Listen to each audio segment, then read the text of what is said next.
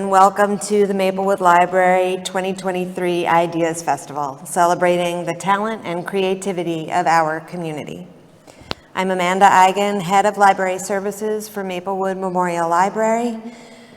This week is National Library Week, and today is National Library Outreach Day, celebrating all library workers who meet people where they are.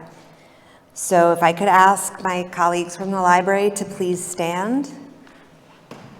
Thank you.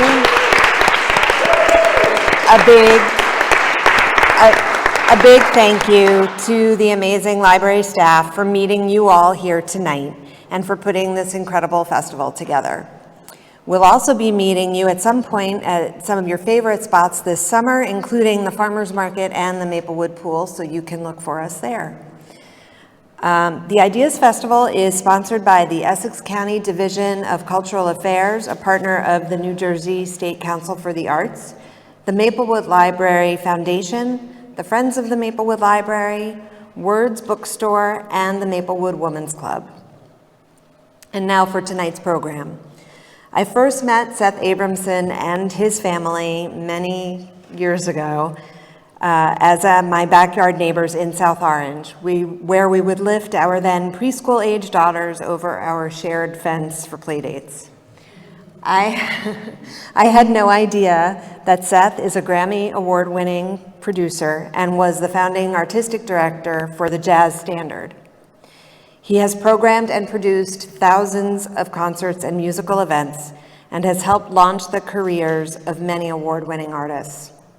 Seth is the president and founder of Rabbit Moon Productions, a full-service live music company, and has recently been appointed director of Jazz Awards for the Gilmore. Todd Abramson began booking concerts in the mid-'80s at the legendary Greenwich Village club Folk City and at the Hoboken institution Maxwell's, with which he was involved until it closed in 2013. Todd is the head talent buyer for White Eagle Hall in Jersey City and has promoted shows in many other venues. Of course, many of you may recognize him from his weekly Saturday afternoon radio show on WFMU as Todd-O-Phonic Todd. Two brothers, two successful careers in very different realms of the music industry. Please welcome Seth Abramson and Todd Abramson. Thank you.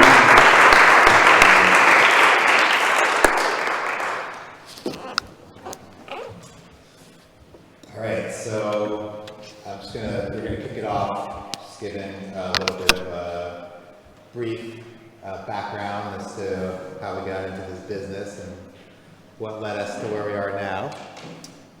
So I have the pleasure of speaking first. I was anointed by my brother. Todd-O-Phonic Todd.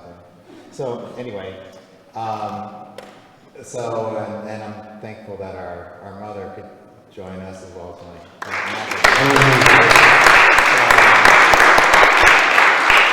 so she's here to keep us honest.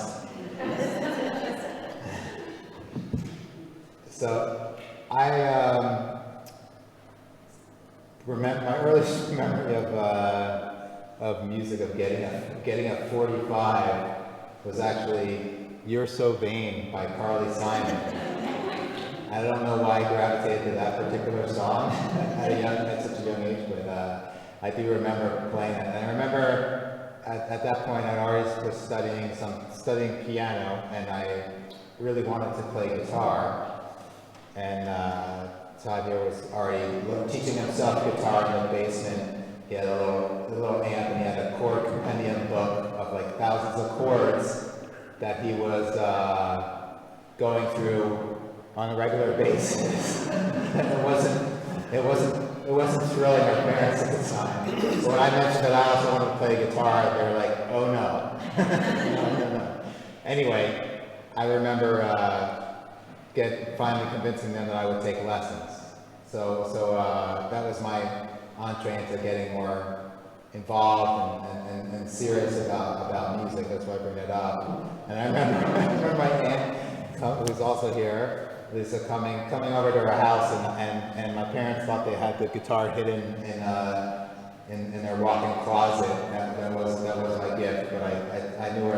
and sneak it out, thinking I had transcribed "You're So Vain" and tried to play it from my hand when I had no idea what I was doing. I was just playing open strings, but that's another story. So anyway, fast forward, going throughout school, from in grade school actually, I remember my first club experience actually was I was taking guitar lessons and the teacher turned me on to, at the time came up of course in rock music and then was getting gradually more into more progressive rock music, Yes and Rush and stuff like that, and learning how to play some of that stuff. But my guitar teacher said, you know, you're not going to get into music school playing Eruption by Van Halen. Just move a little bit back from the mic. Oh, a little. Close? Yeah, perfect. Thank you. Sorry. So anyway, so what then transpired was when I was he gave me this record by this virtuoso guitarist named Joe Pass, who had played in the groups with Ella Fitzgerald, a number of recordings, played with Oscar Peterson's trio, among many others. He was a highly regarded jazz guitarist, and he was one of the first to issue a series of, through Norman Granz at the time on Pablo Records, a series of virtuoso recordings, solo guitar records. And I heard it, and I was like, how is he wait, so this is multiple tracks or something? And my teacher was just like, no, that's only one track. He's just doing it all live. So I locked myself in the room for like a week trying to figure out what he was doing. Fast forward, I heard around my 13th birthday that he was going to be playing at this jazz club called Fat Tuesdays in New York. So for my 13th birthday, I had my parents take me to that club. Somehow I convinced them to take me. And it was a good entree into the world of jazz clubs and the club environment, because when we got to when it was our turn, we were there kind of early, I think, and we were one of the first in line. I remember my parents saying that, not verbatim, but something about us having a reservation, and then the door person said, he cannot come in here. And my parents said, no, we have a reservation. We're like, no, he's underage, he cannot come in. And they weren't going to have that, you know, it was my birthday and all that stuff. And there was a line, of course this was also a basement jazz club, and also well known and well regarded because it was where less famous guitarists, songwriter and patent and inventor of many things, including the multi-track recording machine as well as the Gibson Les Paul guitar, Les Paul, held court on Monday nights there for many years. Anyway, my parents somehow ultimately convinced the guy to let us in. My father said, yeah, he can't drink, but what's the minimum? I'll cover that. So that was a good experience. Little did I know, fast forward many years, that I would be running a jazz club in New York City myself. So I never forgot that experience of the hospitality of Fat Tuesdays, and I was determined for it to be a little different for any youngster coming into jazz standards. So, but lo and behold, I went to school for music at NYU, to fast forward, then started interning at Columbia Records in the jazz department when I was younger, in Collegeville, and working under George Butler there, who signed Wynton Marsalis and Harry Connick Jr. and a number of other artists. And then from there, when I got out of school, I actually started on the label side for a little while. Then I was a little disheartened because it was like they were selling a product and it wasn't about the passion of the music where I was coming from at the time. So then I met an agent who had running a boutique jazz agency and started working for him, representing a lot of great artists that I got to work with, from Abby Lincoln and Tommy Flanagan to Ahmad Jamal, McCoy Tyner, and so many others, Roy Haynes, Terrence Blanchard, and I brought a number of people into that agency that I signed. In 99, I left that. That was 92 to 99. I left that and started my own. Decided to go on the presenting side of things, and that's when I hooked up with Jazz Standard and the founder of Jazz Standard, and started working for the Jazz Standard, and that lasted some 20 odd years. And I'll stop short there so that my brother can share his story, and then I'll get back to what, as we go along, things I've been up to since the Jazz Standard closed as a result of the pandemic, unfortunately. Thanks. Even though I look younger, I'm 5.5 years older than Seth. And so obviously, given that, I got into music a little earlier. Like him, like probably most everybody here, for him it was You're So Vain. For me, it might have been Joy to the World by Three Dog Night. There's those certain songs you hear on the radio for the first time, at least that's how you used to process music, and just something resonates. In those days, we're talking about like early 70s at this point, and in school, for dudes anyway, at that time, it was like, it seemed like early on you had to align yourself with music or sports. So at first, not in terms of an athlete, but in terms of fandom, I got very heavily into sports. Then that gradually changed over to music with some combination at various points. I remember the first album that I got when it came out was my mother drove to EJ Corvette's at the Blue Star Shopping Center in Watchung and picked up Exile on Main Street for me when it came out. And then I played the first song, Rocks Off, and I heard like an F-bomb. I was like, ooh, good thing she didn't know about that. But she was always very tolerant. I mean, this is why we're up here, is because our parents were very tolerant and encouraging to us. So that certainly helped. And it just,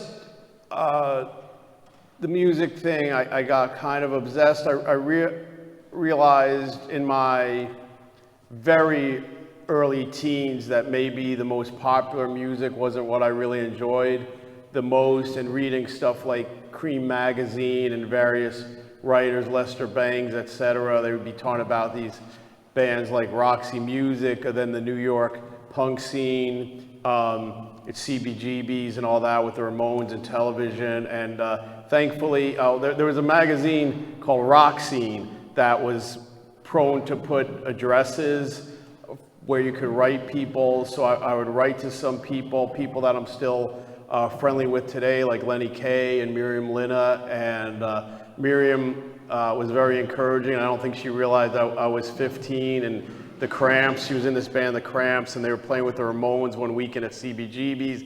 And she said, why don't you come? And I'm like, all right. So I remember, again, my dad dropped me off at the loft where she was on Warren Street.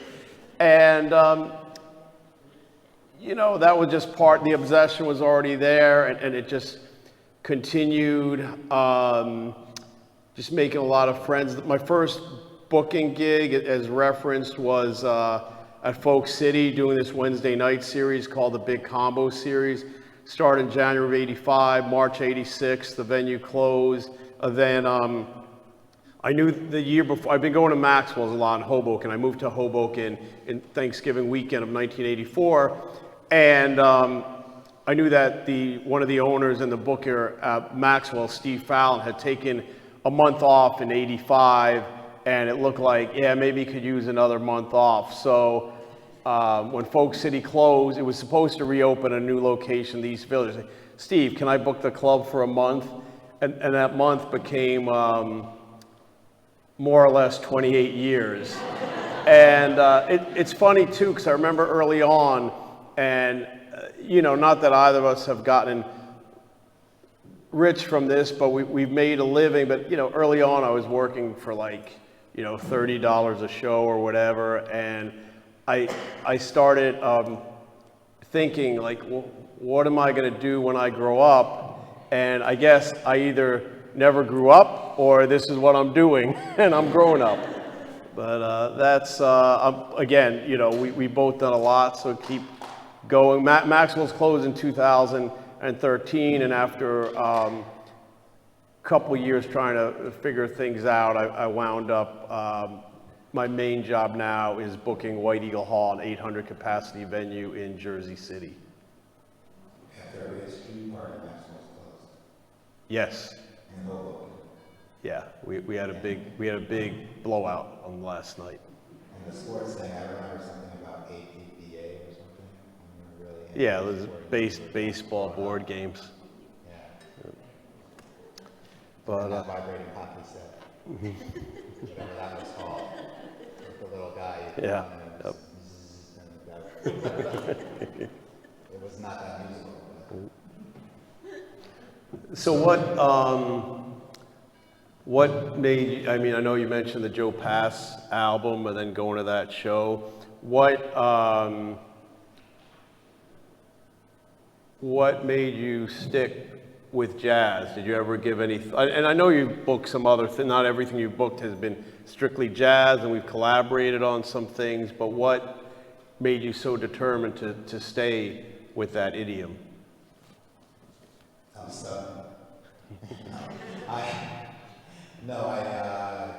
caught the bug, what gravitates someone to cause someone to gravitate towards a particular passion. And I discovered the challenge musically. I think in my musical development as a guitarist, which I neglected to say, that's my first instrument.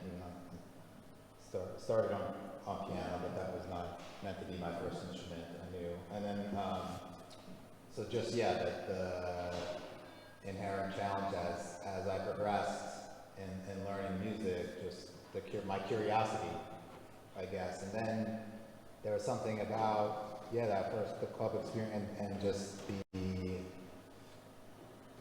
the feeling I had when seeing the music and experiencing it live, and it wasn't at the exclusion of other music, because I still went and still go to hear other music, but there was definitely something in the feeling of jazz. Art Blake or Duke Ellington, someone said, jazz music washes off the dust of everyday life, and it just became a never-ending challenge to try and learn this music, which is like a lifelong pursuit, and following the artist. And then the other thing I neglected to say, because there's plenty to cover, but when I was in college at NYU, also you're his alma mater as well. The funny thing is, I remember when I was younger, I was because, like you said, we're 5 some odd years apart. So maybe I was like in middle school, or maybe freshman in high school, whatever, parents dropping him back off at NYU school. And at the time then, I just saw the city as like this daunting place, and I just thought, man, I'd never go to college here. Don't never. Then I learned never to say never. So anyway, I in college I got to go to a lot of the clubs and see a lot of the jazz artists, and see some people who are like my heroes firsthand. And also the thing that's different, maybe also than say like rock stars, or like most jazz artists are kind of approachable. Like you can actually they play their set, then they're hanging at the bar, and you can talk to them afterwards, and they're eager to carry on conversations and stuff. So that was part of the it's like this community that was built around it as well. So I could ask you similarly. I know you had some interesting experiences. You went to wasn't the first show you went to that by yourself? Was that at CBG? Am I right? Was that CBGB's for like a Patti Smith concert or something? Or no, that was went to a few early shows, and it's weird sometimes. I did my late father took me to we went to see the Patti Smith group in Central Park, and it actually, even though I was really young, it still didn't resonate with me as a great show. And I just remember at one point looking over at my dad and just reading the paper, but I couldn't fully blame me. Also, the first show was actually Leslie West's Wild West show in Asbury Park, featuring Mitch Ryder. But and it's been weird. Like I recently, it was actually the week in 2020 when things locked down, the second week in March. At the beginning of that week, when things were still open, I actually promoted a show with Jonathan Richman and Bonnie Prince Billy at Town Hall. Thankfully it sold out, but it was so weird to me because that was 2020, and one of my early shows in 1976, I believe, was actually seeing Jonathan Richman in Town Hall. So I'm sure you had similar experiences with that, and I'd say it's you alluded to meeting some of your heroes, if you will, and it's funny because anybody who's had the experience of that knows that it can go both ways, right? Where sometimes it's really rewarding, but then other times, I mean, I've had a few experiences where I just stopped listening to records by a certain act for years. I remember a show, there was this British band, the Pretty Things, and the two long-term members of the band were fine, but a newer guy who joined them in the mid-60s, they had to park they had a bus, and they just had to park around the corner, and it wasn't that bad, but at one point this guy is like literally crying in the street about how far they had to walk, and it's like, I didn't even know what to tell him. The next night he actually punched a guy in Boston and got kicked off the tour, so I guess he had bigger problems than me. But no, I mean, it's been great. I think both Seth and I are very fortunate in the fact that, talk about not growing up, and I think that's half joking, half seriously, because, and like any other business or work, there are good days and bad days, but I never lose focus of the fact of how fortunate I am to be able to do something I love every day. You don't love every aspect of it, but I think of the other things I could be doing, and I realize how lucky I am, and I imagine you feel the same way, Seth.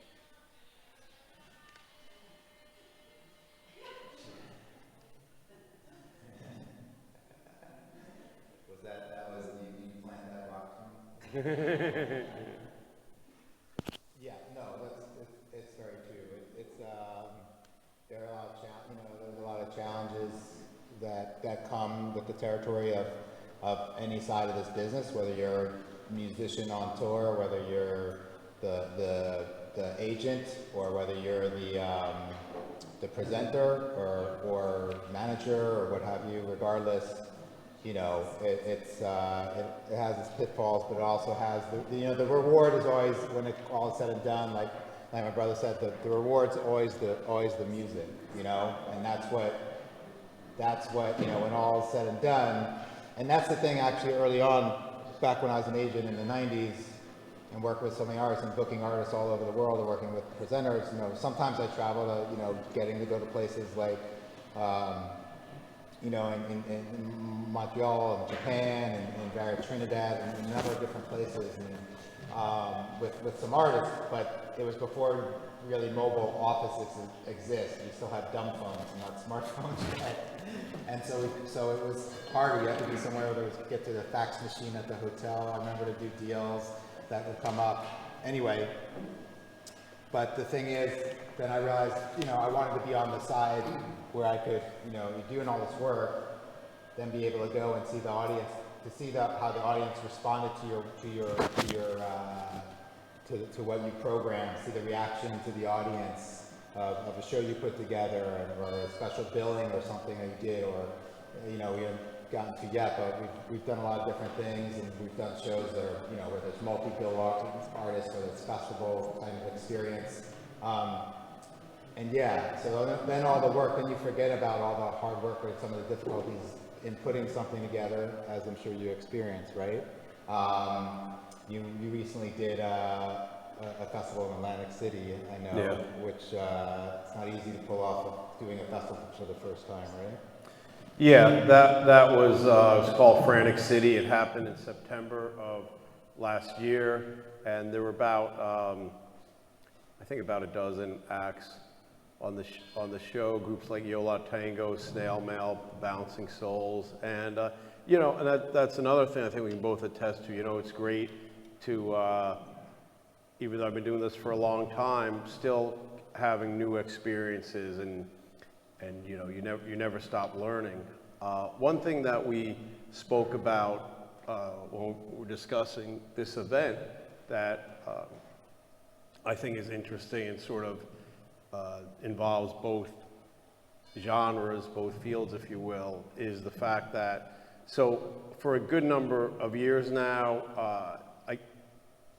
I guess earlier in the last century, jazz was the most popular music in America, hence the term the Jazz Age and things like that.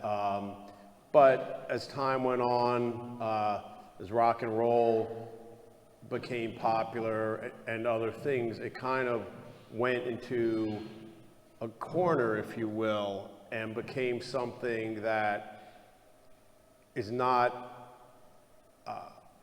a mass market entity, if you will, but is still very beloved by a certain number of people. And now, in recent years, you know, rock and roll, whatever you want to say, is a lot of people, and I wouldn't necessarily disagree with them, are finding that that's kind of going in the same direction too, where it's becoming more of a niche thing, as, you know, hip hop, EDM took, and also a big factor is not even other musical genres, it's just there's so much competition for people's time now, and especially people growing up, for most of them, music does not have the same significant role in their lives as it did for Seth and I and people of our age. So that's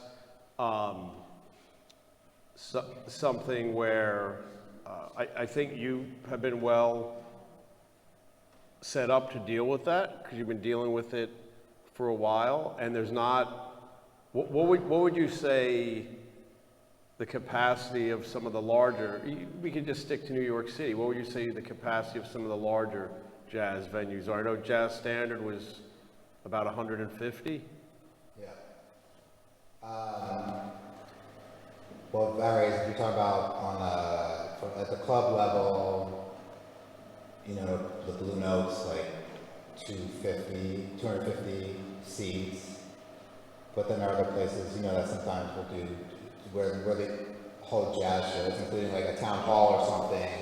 There's, well, the largest, you know, the theater, the Jazz at Lincoln Center, which has 3 spaces, which includes the Rose Theater, which I think is around, I don't remember what Rose Theater is. It's over 1,000, I think.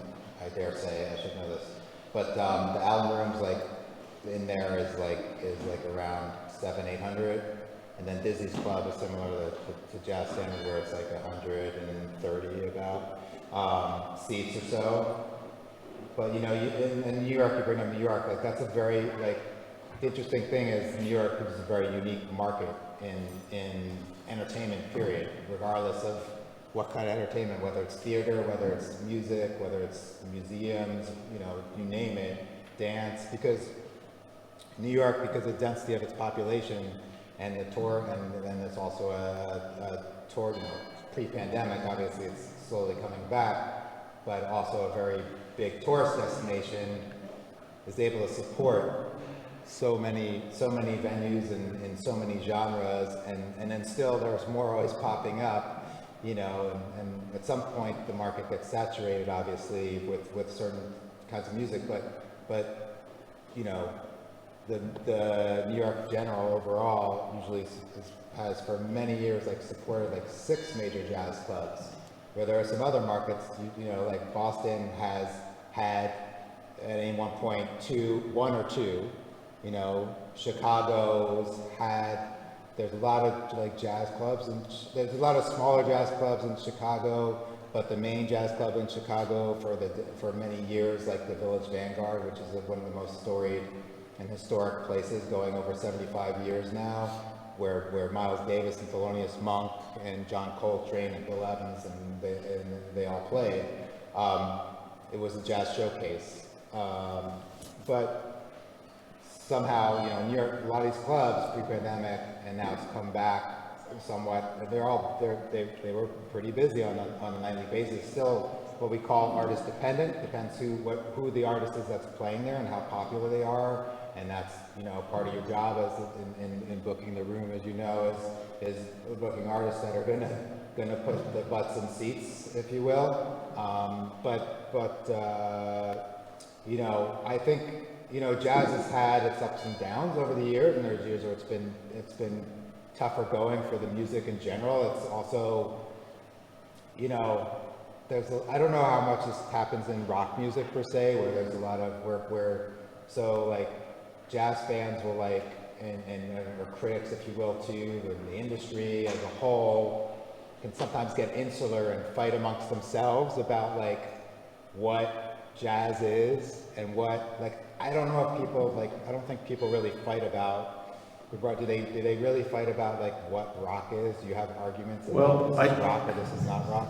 I think that's one thing sort of with the people who have, you know, the community that's really kept jazz alive. I think there's, you know, they're kind of looking for this authenticity in a way, which, I mean, it's interesting because rock and roll on a certain level was never really meant to be authentic. So, but you have, you know, it can apply to different acts. And, you know, one thing, again, Maxwell's capacity was 200, so not too dissimilar from the jazz standard. But one thing, so there's obviously a lot of acts when your clubs are that small. There's some stuff you want to do and you just can't afford it because there's only so much money that can be made at those venues. But on the other hand, you wind up working with a lot of acts on their way up. And I mean, there are a lot of bands that played Maxwell's, and sometimes,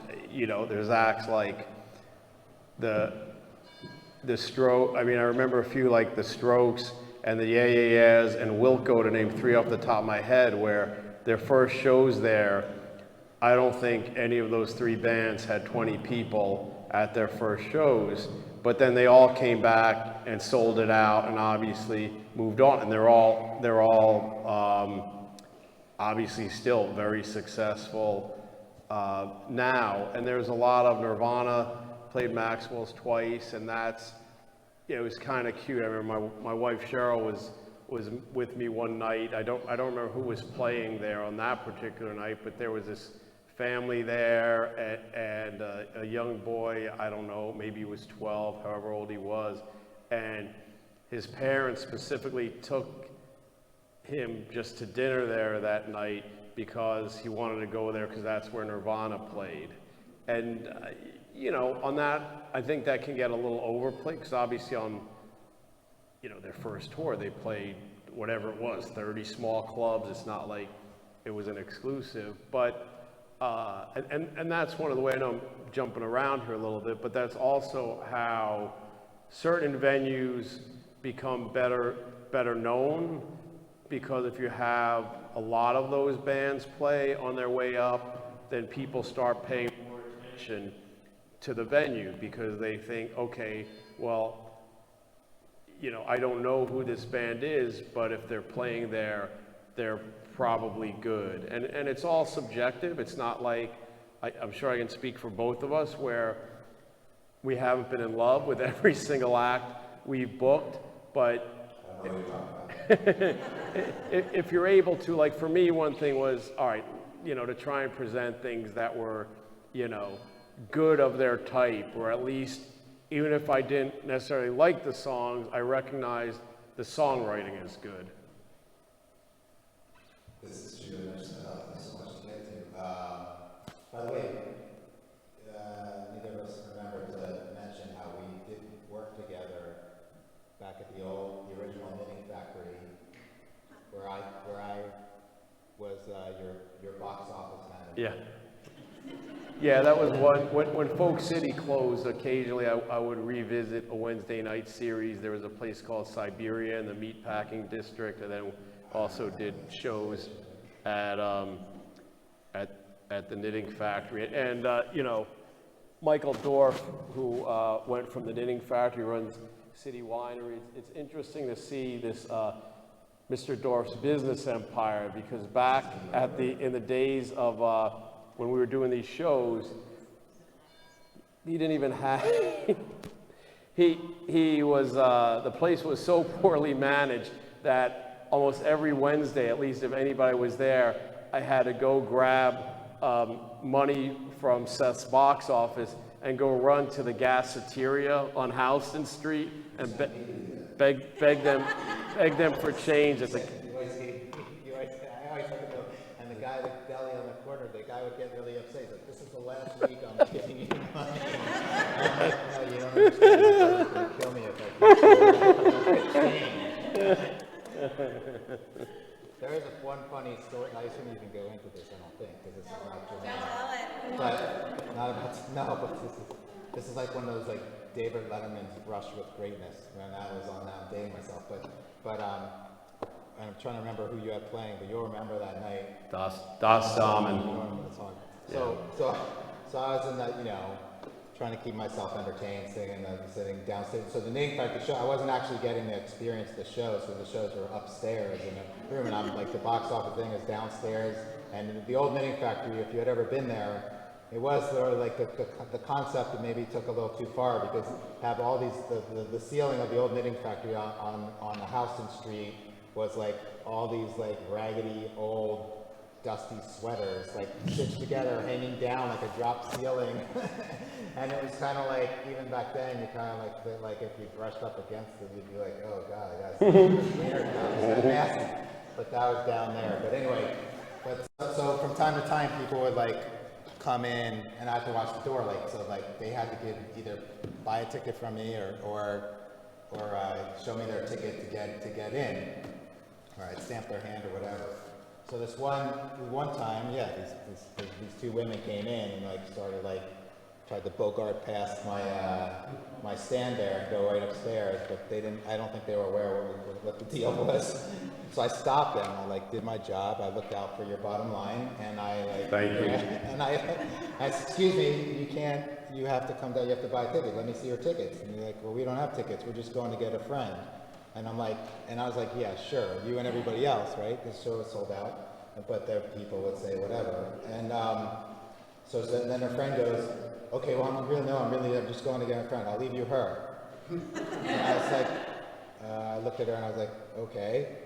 So anyway, I was sitting there talking to this woman who was sitting next to me in the little box office, it wasn't like a movie theater box, it was just like a desk with a high desk with whatever chair sitting behind, and she was sitting next to me. So we're talking about stuff, and I'm asking her about a lot of different bands that are playing there, and she doesn't know any of them, and I was just kind of like, are you living under a rock? Like, how do you not know this band? And she's like, oh, I'm always traveling around the world. And I thought, okay, I guess looking at, she was a very beautiful one. I guess I was thinking, yeah, I bet there are probably people, to myself, there are probably people taking me around the world all the time. So lo and behold, we're talking a little more. So this guy, 15 minutes, then she leaves, her friend comes back down and leaves, so she was just checking with her friends. Then right after that, this guy comes running down the stairs, freaking out, and is like, where'd she go? Where'd she go? And I'm like, where'd who go? Her. And he shows his t-shirt. He's got this t-shirt with Uma Thurman. And he's like, Uma Thurman. And I was like, oh. That makes sense. I was like, that's who that was. But anyway, but then funny, fast forward a number of years later when I was Jazz Standard, which was connected to Blue Smoke and owned by Danny Meyer and USHG, Danny Meyer being the restaurateur who had the Union Square Cafe, Gramercy Tavern, 11 Madison Park, and so on, but also is now maybe best known for being the founder of Shake Shack. Anyway, but we were holding a party in well, actually, that was even pre-Blue Smoke. Sorry, I corrected myself. That was when it was 27 Standard, and we did a party for Uma Thurman's 30th birthday, because we did talk for a private event. And I was going to see if she remembered me, but I thought that might be a bit of a stretch. Remember that guy that wouldn't let you go? But anyway, fast forward, but getting back to the topic at hand, for the music and the bands, I want to talk about, because you said so many different bands that you work with coming up that I know you're humble about, but and you also had even events that happened there, like Bruce Springsteen filming Glory Days for his music video at Maxwell's, right? Yeah, that happened actually right before I started booking there. John Sayles, who was film director, Hoboken resident at the time, filmed the Glory Days video there. And, Born in the USA, I mean, obviously Springsteen was popular. Born to Run was a big album, but Born in the USA just, it was something that you would never see now. It was just like a sensation. And for almost exactly one calendar year after that video came out, every show at Maxwell was sold out on a Friday and Saturday. I wasn't working there yet, but I was at a lot of those shows. It was like, this band is not that popular, what's going on? So now I start booking it, and that sort of stops abruptly. So now bands are back to drawing what they would usually draw, and I'd get these calls from a band that, was maybe worth whatever, 30, 40 people, and I would say, okay, yeah, we can do a show. I just have to figure out some other bands to make it work together. And inevitably they're like, what do you mean? We sold out last time. And then I have to say, yeah, but that was because of Bruce Springsteen. And you can imagine how happy they were to hear that. But eventually things obviously worked out. And that's also at a time when, at that point, Maxwell went from being just Friday and Saturday, then most Thursdays, and eventually we got to a point of over 300 shows a year. Then towards the end, it got, like we were talking about the competition got somewhat stiffer, because for most of Maxwell's run, shows weren't happening in Brooklyn. They were only happening in Manhattan. And when I saw Brooklyn was going to take off, I actually started booking one of the early venues, Southpaw. The first real Brooklyn venue was North 6, which is now Music Hall of Williamsburg. Southpaw was, the second or around the second. And it took a while, but, Hoboken got less hip as Brooklyn was getting hipper. So, I think we closed the club at the right time, because I don't think, for various reasons, including what they were going to do with the rent, it wasn't sustainable. And going back to, and I was fine with that, because going back to CBGB's, I saw how that place went from being, such a, influential and important spot at one point to just being a shell of its former self in various ways. And I was always nervous that would happen with Maxwell's, and I'm glad it didn't. Right. That's true, because it's, it brings up the point that in what we do, it's really a kind of like, what have you done for me lately kind of situation with this industry. It's always, you can't rest on your laurels. You got to keep moving forward, because you can't just, it's not a museum. It's a living, breathing venue that you still have. As great as was last night, you have something else coming tonight. So you have to keep the ball rolling and keep the people coming and keep booking shows that are interesting. And the industry is always constantly changing. And in the instance of jazz, it's a living, breathing art form, and it evolves all the time, whether people, like it or not, because, some people like a specific kind of jazz that maybe was popular in the 50s or the 60s, say, and it might be different what's happening now. So, I've always been mindful of keeping it moving forward. There are a lot of great, for a long time, there was a great New York music festival run by George Wein and Festival Productions. George Wein was really the grandfather of the music festival. He created the Newport Jazz Festival back in '54, I want to say, 52 or 54. And there's a film that's great if you haven't seen it, called Jazz on the Summer's Day, that captures that festival back then. And it's really interesting to see both the arts, but see how everyone was in the audience was dressed, how they were enjoying the music, and just what the scene was back then. Because being able to put yourself back in that at that point in time, that I didn't get to experience it back then. But anyway, fast forward. So Todd touched upon, I think, about the role, and there was a certain level of responsibility when you're booking in a major market, in a major venue, that you can become, if you're doing your job really well, you become sort of a tastemaker in that market where you have other people in the industry, be it the media and whatnot, looking to what you're doing to write about things. So with Jazz Standard, for example, we regularly have like people from the New York Times coming to review shows and other outlets. And I was constantly looking. What I did enjoy really, and still enjoy, and I think you do as well, Todd, is discovering, helping an artist to be more discovered, an artist that's deserving, to give them that first big shot in a major venue, in a major market. So I had the fortune of doing that for a number of artists, including artists such as John Batiste and Esperanza Spalding and Robert Glasper and Jason Morant, where I gave them, Esperanza her first CD release engagement and stuff like that. And as you were talking about bands on the way up, there's some other bands you mentioned. I remember like REM was one of them. Yeah, that was a little before my time there, but Maxwell was one of their,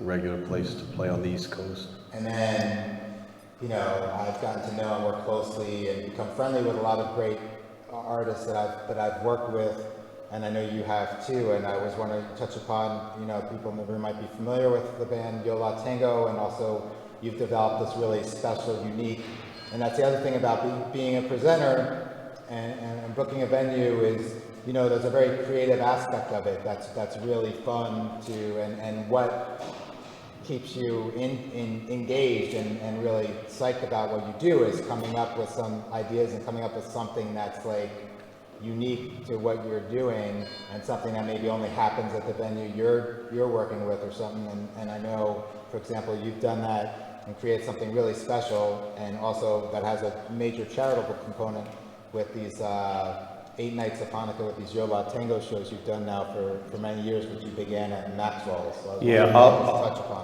touch upon that briefly, and then we'll go to questions from the audience. But so in 2001, Yo La Tengo, they thought, well, there's a lot of Christmas shows and stuff, but no Hanukkah shows, and they decided that they would actually play and benefits for 8 nights and different organizations. And then honestly, this was decided before the attack on the World Trade Center that year. Then of course there were a lot of benefits going on for that, but they came up with a format that they've stuck with.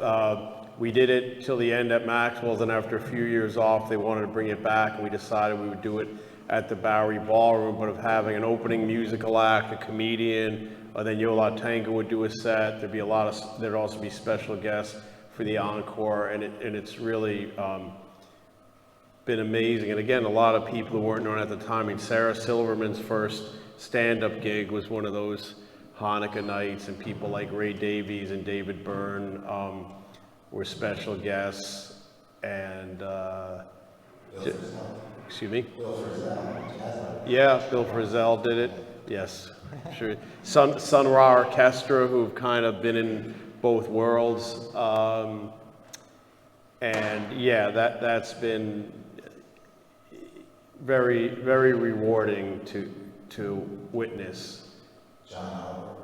Yeah, Cheryl's friend John Oliver. A lot of great people. One thing I'll say quickly about it is that even so there's all these A-listers, but when people don't find out who's performing other than Yo La Tengo until they get to the venue and see the names, and there's been times where the names are not famous. It might be a band that from the East Village that Ira and Georgia have been fans of for 20, 30 years, and not that many other people know about, to be honest. But I've never heard anyone complain, and the audience is so respectful, and I think that really speaks volumes about the curation of that event, you know, largely, you know, Yola Tango's doing.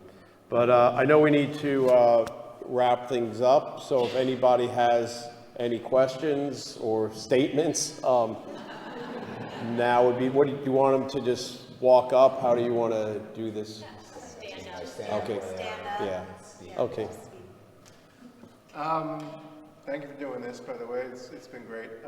I grew up big rock fan, then I morphed to jazz, and I've always been a big fan of both. And over the years, I've just noticed I hear a lot of jazz and rock, and I hear a lot of rock and jazz, but there's certain bands that capture both more than others. And I'm wondering if there's like bands that the two of you agree on, like you would both be excited if you knew the show was coming up and you both want to go to it because of the commonalities of the two. Is there anything like that for you guys, that bands that bring that out for both of you? Yeah, but you mean contemporary bands playing right now? It doesn't have to be. Okay. There was a band that actually played at our wedding, and they never achieved a huge level of success, but they were out of Chicago, called the Cocktails, and they did like, you know, Raymond Scott type jazz, and they did some like fierce garage numbers. I think for me, and it's spelled Coctails. I think for me that is the band that combined jazz and rock. Is sometimes even the same song, but not always, better and more often than any other act I've seen. Well, you know, so much that I really didn't get to, but you know, as far as jazz and rock influences go, I mean, there's definitely, you know, I've actually done a number of interesting things because there's a lot of rock acts and famous artists well-known artists that later in their career, like, you know, they secretly have a love for jazz, or they, you know, they might have been a jazz, you know, and one prime example is Charlie Watts of the Rolling Stones, who recently passed away. His first love was jazz, and he wanted to be a jazz drummer. He was a jazz drummer, and a friend of mine who's been playing saxophone with them, who lives in this area actually, for many years, is Tim Reese, would go with Charlie, who's also, you know, he plays with the Stones, he plays saxophone and keyboards with them, but also at the same time when they're on tour, they have a night off somewhere, Charlie and him were buddies and go to see, like if they're in London, go to like Ronnie Scott's and try and catch a jazz show wherever they are. Tim took the music of the Rolling Stones and got a bunch of great artists from, obviously Keith. He did arrangements of the Stones instrumentally, and then I've presented that project. And a lot of Stones fans would come out, and it was with, but he did it. The recording was with like he got guest artists like Sheryl Crow, and of course Keith Richards played on it, Nora Jones, and a number of other people. And that's the thing, he's now done 3 different versions of that, three different releases, including a world music version of that too, with world music artists. And at any rate, put back in terms of your question, like, yeah, I think of like at the Jazz Standard, for example, I had some shows where I did, yeah, obviously the blues, okay, without getting too deep into it right now in the interest of time, but you know, jazz emanates from the blues, of course, to a large extent. From the foundation of jazz is the blues, and the blues is common to both rock and jazz as well as other musics. So I presented James Cotton at one point. You know, at one point he's now passed away, but I presented a number of times when I presented, like Steve Miller was a big fan. Some others, Steve Miller showed up and they sat in with James Cotton and played at the Jazz Standard. Did some other shows with like with Hubert Sumlin, the great blues guitarist who played with Howlin' Wolf, and did a project around him called Howlin' for Hubert with where David Johansen was the singer with the band, and he was a dead ringer. He could do a spot on, including the banter in between Howlin' Wolf impersonation, and it was really amazing. And then and Lee Von Helm also played drums for that project on the band. But also I did a project with the Jazz Passengers with Debbie Harry as a guest. And anyway, there are a number of different things like that. In fact, one maybe not so much thought of as a rock artist, but like Joan Osborne actually did appeared for the saxophonist Greg Osby, which he's not necessarily a household name, but he was for a live recording for Blue Note Records. And Joan Osborne did an amazing job singing like Lover Man by Billie Holiday and some other stuff. And I went up to her afterwards and, I talked to her before. I thought she was nervous. Time for the next question, But she said it was the first time she ever sang jazz, but she loved jazz, so that was interesting. So, okay. So you mentioned like you could give artists a shot. Can you think of, I don't know if you think of an artist that you just knew was not going to draw people, but you loved it so much you just put on the show for yourself? Oh, I mean, many times. I mean, sometimes it was the case, like maybe they would draw a certain amount of people, but not enough people to like where I wouldn't lose money on the show. A guy I booked a couple of times was unfortunately passed on a while ago, Doug Somm. He played Sir Douglas Quintet, other things. Just like such a big fan, and there's ways of making it work. Like I remember specifically one time, the same weekend as Doug Somm, who I figured would lose money, I booked this band that did ska versions of Sinatra songs, which was not my favorite. Not my favorite thing in the world, but I knew it would make a certain amount of money, and that would help pay for Doug Somm. I would answer that. It's a little different in that the people that I knew went through the business, like I bet on people like that early on. I just believed in their talent and their ability, and I think Todd's done this too, obviously. But so not so much booking for myself, someone I knew like wouldn't draw, but booking someone like, okay, I know they might not draw like a lot of people, or they're not going to sell out tonight. They might get 30, 40, 50 people there, but I believe in them and then keep betting on that horse and booking them, giving them more opportunities, because I just knew like the music was like it was there, like they had something special, and then you see, and it's gratifying then to see how people do come around all of a sudden, turn around and they're selling shows out, and then getting more attention and playing other rooms. Then the caveat is like they get to play they get booked at the Village Vanguard instead for a week, and you lose out. You're like, wait, I gave you all those shots, but seriously, that's part of the business too, as Todd said too, with people coming up, and then they, ideally, they get a platform, they get a start, they remember you, maybe do something at a future point in time. And you find someone to replace them to do the same thing. You're always on that ground floor, kind of at the club level, finding those acts. Our photographer friend in the back.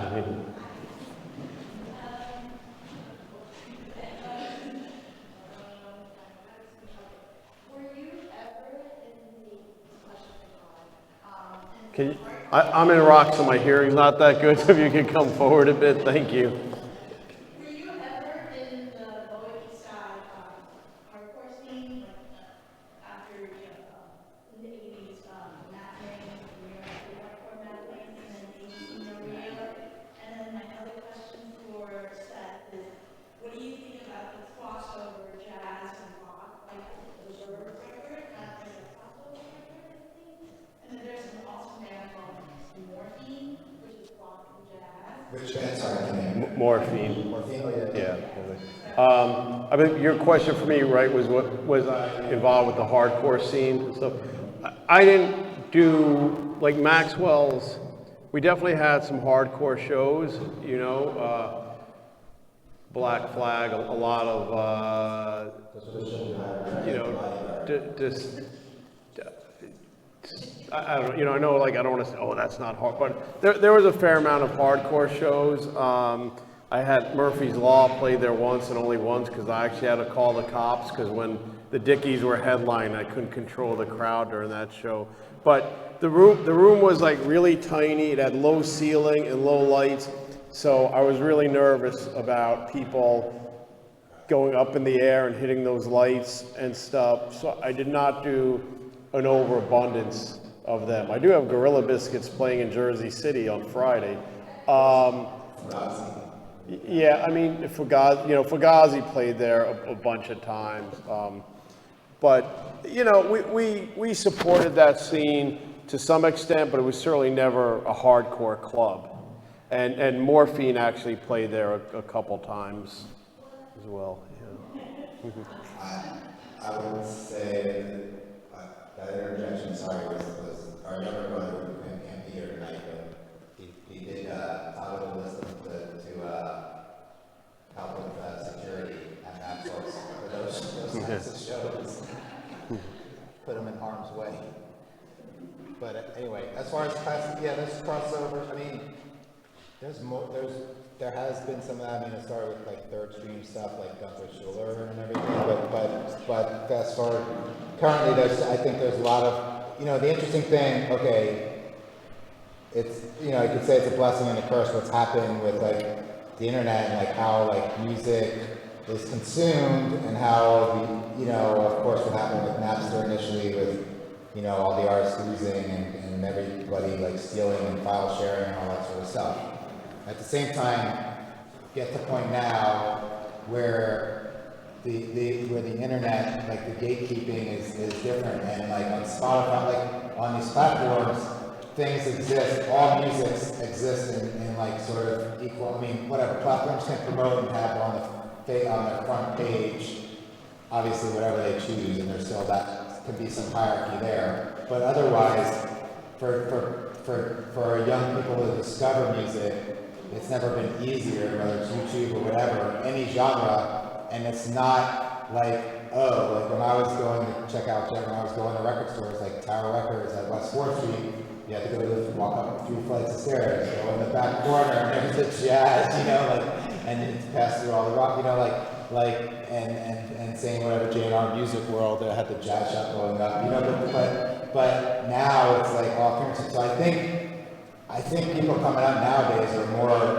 and this is an answer to your question too, or like, it goes both ways. Like artists can experiment more because they're just putting the music out there, and doesn't have to fit in a bin where it has to be labeled. I mean, like it can still get labeled by media and stuff, but I think that's why you're seeing so many more lines getting blurred and people trying different things and experimenting, whether it's crossover jazz, hip hop, crossover jazz rock, crossover jazz classical rock, you know, world music cross, whatever, different, you know, not just jazz, but all these things blending, and it can just be consumed as music. It's not like this other thing that they ask that, well, I don't know where to put this, and I mean, record stores got, you know, they had trouble, like, where do I put this record? So anyway, that's what I would say about that, you know. Well, thank you all for showing up today, and thanks to Maplewood Library for having us. It's great that they put this on. I think it's the 9th year, so it's a really a great service that they offer to our community. And there's still some other one, I think, book release tomorrow. So thank you both so much. This was really just so fun. Really appreciate your time. Thank you. So this is the 6th of 7 events. Our next and last event will be on Saturday afternoon here at 1 p.m. Michelle Miller, CBS News morning correspondent, has a book out, Belonging, and she will be in conversation with Cookie Minnick Mason.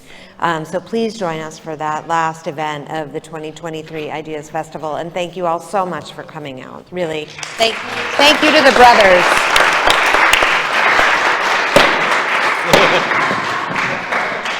always wanted to do that, sorry.